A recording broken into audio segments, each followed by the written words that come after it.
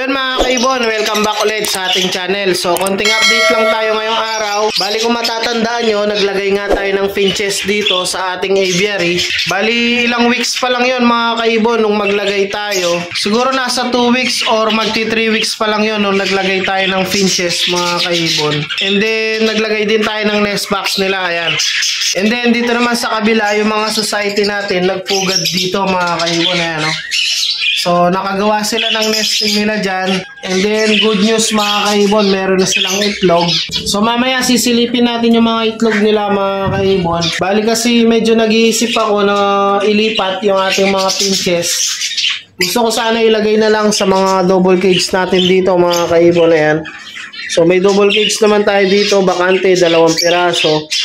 Bali, iniisip ko sana ilipat na lang sila mga kaibon. Kasi nga pagka nag-nesting yung iba, gaya na doon sa kabila mga kaibon dito. So nag-nesting sila dito. Ayan. And then pagka pumasok naman yung mga parakit, pinapasok sila ng parakit at baji mga kaibon. Ang ginagawa ng mga baji, itinatapon yung kanilang ginagawang nesting mga kaibon. Ayan o. So, dito naman medyo okay dahil nga ang pagkagawa nila is parang pabilog kaya hindi agad-agad nakakapasok yung mga parakit at baji. So, hindi katulad dito sa mga nest box na to, napapasok agad nila mga kaibon and then tinatanggal yung nesting material. So, ang balak natin ngayong araw, ilipat na lang yung mga pinches natin. So, dito na lang natin ilalagay dito sa ating double cage. Medyo maluwang naman yan. So, ilang piraso lang naman yung mga pinches natin. So, ang gagawin siguro natin, yung mga breeder natin is ilalagay natin dito sa cage. And then, yung mga magiging anak nila, yun na lang ang pakakawalan natin dito sa ating aviary, yung mga kaibon. Dahil nga, medyo mahirapan sila sa breeding dito dahil may mga makukulit tayong ibon dito.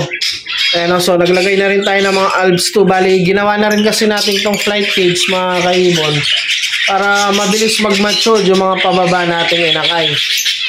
So, ayun, bali, konti lang naman yung lilipat natin, yung 2 nest box lang, ayan. And then yung sa dulo, dahil nga meron na tayong isa doon. So, titingin na lang tayo ulit. Hindi na natin ito tatanggalin, mga kaibon.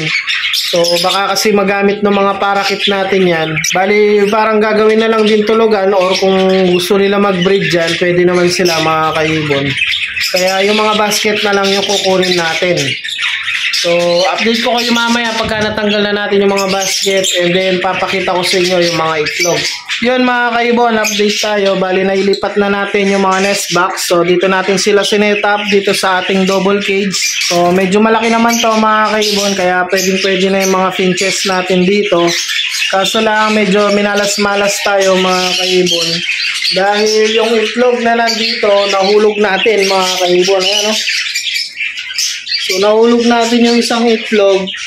So, minalas-malas mga kaibon. Nung ililipat na natin, nung ipapasok na natin yung nest box, gumulong pababa yung itlog mga kaibon. Pero okay lang naman yon mga kaibon dahil nga mag-uumpisa pa lang silang mag-itlog. So, marami naman mag-itlog yung mga finches mga kaibon. And then, ililipat na nga natin sila dito. So, hindi na sila masyadong magugulo or mabubulabog ng ating mga parakit at mga baji. So, magbibigay na lang tayo ng nesting material and then ilalagay na lang natin yung mga ibon. So, huliin lang natin yung mga ibon dahil nga medyo matatagalan tayo sa paghuli dyan dahil malaki yung aviary natin. So, update ko na lang kayo pagka nahuli na natin mga kaibon. One eternity later. Ayun, bali nahuli na natin lahat mga kaibon. So, ito na yung mga finches natin. So, medyo natagalan nga lang tayo sa paghuli mga kaibon dahil nga medyo malaki yung aviary natin. So, hinabol natin isa-isa yung mga finches na to mga kaibon. Ayan, oh. Bali, 9 na piraso na lang to mga kaibon dahil nga yung isa namatay. Yung hiniwalay natin nung nakaraan, kung matatandaan nyo yung last video natin, dun sa update natin, dun sa sumalpok na finches mga kaibon. Bali, ang nangyari dun mga kaibon, medyo nakarecover siya. So, dito nga siya, quinarantin natin siya dito, hiniwalay natin siya dun sa ating carrier. And then, nung medyo lumakas-lakas na, mga 2 araw siguro yun, or 3 araw mga kaibon, binalik natin dito mga kaibon, dito sa aviary natin. And then pagka kinabukasan, nakita natin patay na mga kaibon. So nandun siya sa may sulok. Pero di bale, siyang pa naman to mga kaibon. So may magkakapares pa naman dito. Ayan. So bali ang purpose natin, kaya nilipat na lang natin sila dito sa ating double cage. Kasi nga pag nagne-nesting sila mga kaibon, tinatanggal ng mga budgie, lalo na pagka doon sa mga box nila mga kaibon, doon sa mga bagong box. Pumapasok yung mga ibang ibon natin and then tinatanggal yung mga nesting nila mga kaibon. So inisip na nating ilipat mga kaibon para makapag-breed ng maayos dahil nga nangingitlog na sila mga kaibon, no, nagne-nesting na. So nadisgrasya nga yung isang itlog, ayan oh. So gumulong kasi mga kaibon nung pagkakuha natin ng nest box, medyo mababaw lang pala mga kaibon.